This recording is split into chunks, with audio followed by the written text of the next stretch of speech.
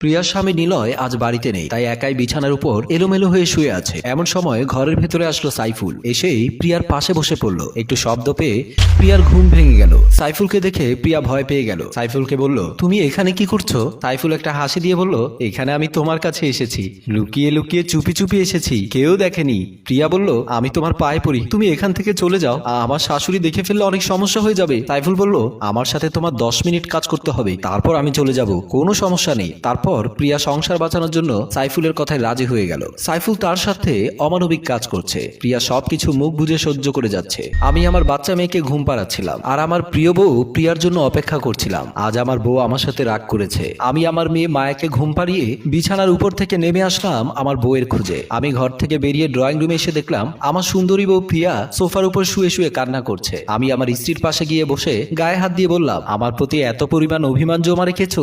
আমি অফিস থেকে আসার পর থেকে আমার সাথে কোনো কথাই বলছো না। এত কিছু বলার পরও আমার স্ত্রী আমার সাথে কোনো কথা বলছে না। আমি বুঝতে পারলাম আমার উপর অনেক অভিমান করেছে। আমি তাকে জড়িয়ে ধরলাম, তাকে আদর করলাম, তবুও প্রিয়া আমার সাথে কোনো কথা বলছিল না। তারপর আমি একটু অভিমান করে বললাম, ঠিক আছে, আমার সাথে তোমার কোনো কথা বলতে হবে না, আমি এখন গিয়ে মায়ের পাশে শুয়ে পড়ি, তুমি এখানেই শুয়ে কান্না করো। আমি যখন উঠে যেতে চাইলাম ঠিক তখনই প্রিয়া আমার হাতটি ধরে ফেললো। তারপর আমাকে বলল, অফিস থেকে এসে তুমি আমাকে চুমু না দিয়ে আমার মেয়েকে সাথে করে নিয়ে চলে গেলে। নিলয় তখন বুঝতে পারলো কেন তার সাথে এমন রাগ করেছে।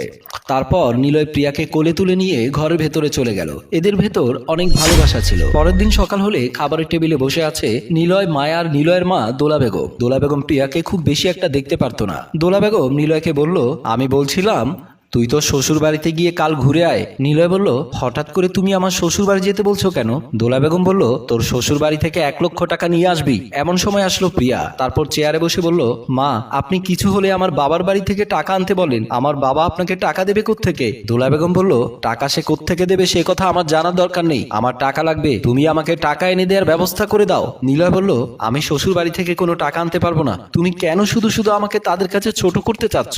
দোলা বেগম তখন প্রিয়ার দিকে একটু চোখ গরম করে তাকালো। মায়া বলল, আমার মায়ের দিকে এমন করে তাকিয়ে আছো কেন?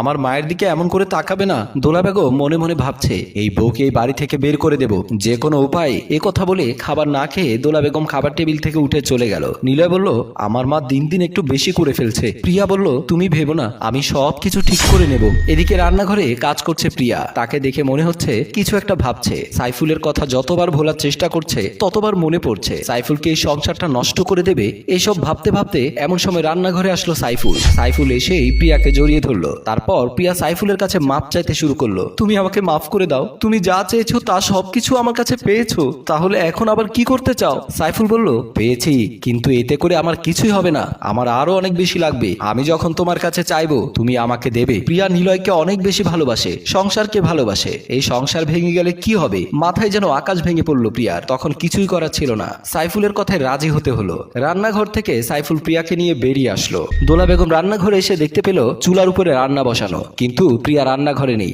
রান্নাঘর থেকে কোথায় যেন চলে গিয়েছে। দোলা বেগম একা একা নিজের সাথে কথা বলতে লাগলো। এমন সময় রান্নাঘরে আসলো প্রিয়া। প্রিয়াকে দেখে অনেকটা এলোমেলো লাগছে। দোলা বেগম প্রিয়াকে বলল, তোমার মুখের এই অবস্থা কেন? সারা মুখে তোমার লিপস্টিক লেগে আছে। প্রিয়া তখন ভয় পেয়ে গেল, মনে হচ্ছে এখনই ধরা পড়ে যাবে। দোলা বেগম প্রিয়াকে একটার পর একটা কথা বলেই যাচ্ছে, কিন্তু প্রিয়া কোনো কথাই বলতে পারছে না। প্রিয়া তখন মাথা নিচু করে দাঁড়িয়ে রইল। দোলা বেগম বলল, তাড়াতাড়ি রান্না শেষ করে খাবার রেডি করো, আমার খুব খিদে পেয়েছে, আমার খিদে লাগলে আমি খিদে সহ্য করতে পারি না। এ কথা বলে দোলা বেগম রান্নাঘর থেকে বেরিয়ে আসলো। অভাগী প্রিয়া রান্নাঘরে দাঁড়িয়ে কান্না করতে লাগলো আর ভাবতে লাগলো তার সংসার কি আস্তে আস্তে ভেঙে যাবে। এই সংসার বাঁচানোর জন্য তার ইজ্জত বিলিয়ে দিল, এখন যদি সবকিছু হারাতে হয় তাহলে প্রিয়ার মরণ ছাড়া কোনো উপায় থাকবে না। এদিকে রাত হলে নিলয় আর প্রিয়া বিছানার উপর শুয়ে আছে। প্রিয়া মনে মনে ভাবছে সাইফুলের সাথে ঘটে যাওয়া সমস্ত কথা নিলয়কে বলে দেবে। নিলয় তখন প্রিয়ার দিকে তাকিয়ে বলল, তুমি কি আমাকে কিছু বলতে চাও? প্রিয়া তখন ভাবছে নিলয় কি সব কথা বলা ঠিক হবে। নিলয় ভালো করে খেয়াল করে দেখলো প্রিয়াকে আজ অনেক সুন্দর লাগছে। নিলয় বলল,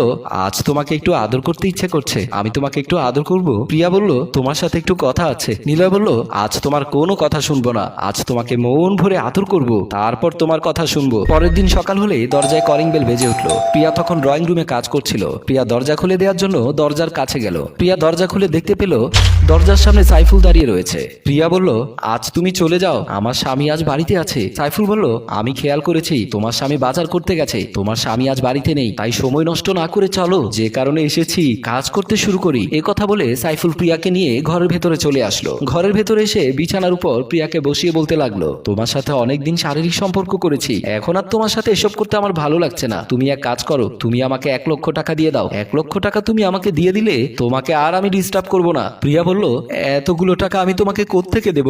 সাইফুল বলল, তুমি আমাকে কোত্থেকে টাকা দেবে এটা তোমার ব্যাপার, কিন্তু আমার টাকা চাই। তুমি যদি আমাকে টাকা না দাও আমি সব কিছু তোমার স্বামীকে বলে দেব। এমন সময় ঘরের ভেতরে আসলো নিলয়। নিলয় সাইফুলকে দেখে অবাক হয়ে গেল। তারপর প্রিয়া নিলয়কে জড়িয়ে ধরলো। নিলয় বলল, ছেলেটিকে? তারপর প্রিয়া নিলয়কে বলল, এই ছেলেটির কথাই তোমাকে আমি বলতে চেয়েছিলাম, এ আমার জীবনটাকে নরক বানিয়ে দিয়েছে। তারপর প্রিয়া কান্না করতে করতে সাইফুল আর প্রিয়ার ঘটে যাওয়া সমস্ত কথা খুলে বলল।